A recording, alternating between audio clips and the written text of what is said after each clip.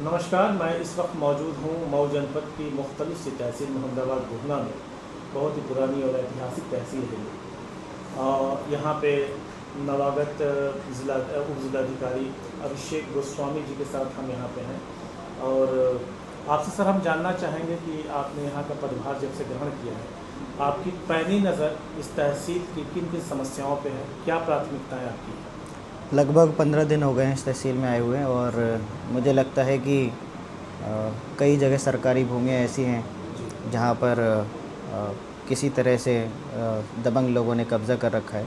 तो मुझे लगता है सबसे पहली प्राथमिकता हमारी यही रहेगी कि जो भी इन सरकारी भूमि है, चाहे बंजर हो या नवीन पड़ती, उन पर से हम उन्हें कब्ज़ा मुक्त कराएं। और इसके अतिरिक्त जो भी जनता दरबार में लोग आते हैं, तो जनता दरबार में आए हुए लोगों को हम अधिक से अधिक संतुष्ट कर सकें और उनकी शिकायतों का जल्दी से जल्दी निस्तारण करें, यही हमारी प्राथमिकता है। ठीक है सर, एक इसी से कम्प्लीमेंट्री सवाल। काफ़ी अभी आपकी एज कम है, काफ़ी लंबी सेवाएं देंगे इस क्षेत्र में आप, प्रशासनिक सेवाएं। तो तहसील में कर्मचारियों को लेकर के क्या आपका ब्लूप्रिंट है, कि जैसे समय को लेकर के, समय के कामकाज को लेकर के, और वाद के निवारण के लिए, निस्तारण के लिए? दो प्रश्न हैं इसमें आपके। एक तो तहसील के कर्मचारियों से संबंधित है। तहसील, क्योंकि राजस्व विभाग इतना बड़ा विभाग है, इसमें कई सारे कर्मचारी होते हैं, पटलों पर अलग और फील्ड ऑफिसर्स अलग होते हैं। जी। तो किसी भी विभाग के कर्मचारियों को समझने के लिए मुझे लगता है थोड़ा सा समय चाहिए होता है। तो अभी उन लोगों को आकलन किया जा रहा है कि कौन ज़्यादा बेहतर कार्य कर रहा है, और जहाँ भी उनके लिए पोजीशन फिट होगी वहाँ पर फिर उन्हें भेजा जाएगा और बेस्ट उनका जो पार्ट है वो सामने आएगा। आप अभी सर वो वहाँ थे, कोर्ट पे थे, मैं बाहर खड़ा था अपॉइंटमेंट के लिए।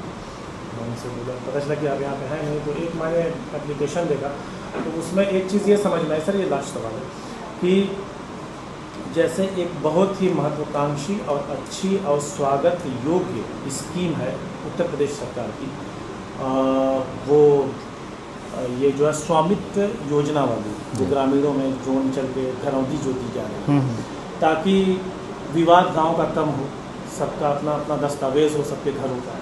उसमें एक चिरैया कोट का मामला मैंने देखा कि उसमें ये था कि सर आरोप ये लगा हुआ है कि जिसकी घरौंदी बनी हुई है उसका घर उस ज़मीन से कम 400 मीटर दूरी पे है, और जो इधर का पक्ष था वो ये कह रहा है कि हमारा बगल में घर है, वहाँ पे हमारे नींव भी है पहले की बनी हुई, वहाँ पे बांस टूटी वगैरह भी है, जांच कराने के लिए हम सर से आए।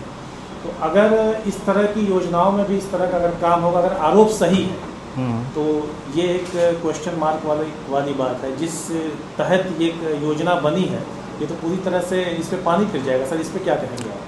देखिए, मुझे लगता है कि कोई भी योजना सरकार लाए, चाहे आवास योजना है या स्वामित्व योजना है, किसी भी योजना का 100% परफेक्शन के साथ हम खुद ही ये नहीं मानते कि हो नहीं सकता। तो 100% तो नहीं मानेंगे, लेकिन अगर पूरे प्रदेश में घरौनी वितरण किया जा रहा है और उसमें 1% त्रुटि आ जाए, 1% भी नहीं आएगी, लेकिन फिर भी मान लेते 1% आ जाए, तो भी हम उस योजना को सक्सेसफुल मानेंगे।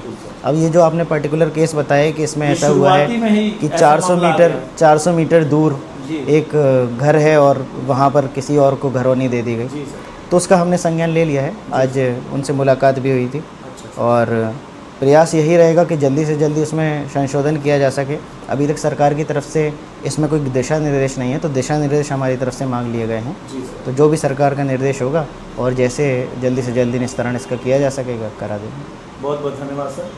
ये थे अभिषेक गोस्वामी, उप ज़िलाधिकारी मोहम्मदाबाद गोहना, जिनको आप सुन रहे थे। और किसी से हम आपसे अगली खबर में मुलाकात कराएंगे, बात कराएंगे। बहुत बहुत शुक्रिया, धन्यवाद।